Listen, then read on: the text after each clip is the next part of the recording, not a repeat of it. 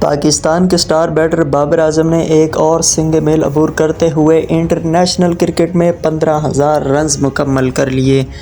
بابر اعظم نے جنوبی افریقہ کے خلاف تیسرے ون ڈے میں 15,000 رنز مکمل کیے۔ بابر اعظم نے مجموعی طور پر 370 انٹرنیشنل اننگز میں 15,000 رنز مکمل کیے۔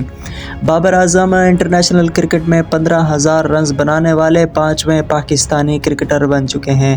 بابر اعظم سے قبل انضمام الحق نے کیریئر میں 20,541، یونس خان نے 17,790، محمد یوسف نے 17,134 اور جاوید میاں-داد نے 16,230 رنز بنائے۔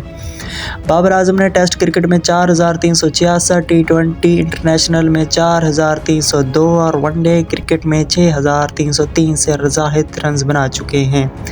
بابر اعظم نے انٹرنیشنل کیریئر میں 31 سنچریاں اور 104 نصف سنچریاں بھی موجود ہیں۔ بابر اعظم پر بہت تنقید کی جاتی ہے، لیکن بابر اعظم دنیا کرکٹ کے بہترین بلے بازوں میں شامل ہیں۔ 80 پلس اننگز ہو چکی ہیں، بابر اعظم کے بلے سے کوئی سنچری نظر نہیں آئی۔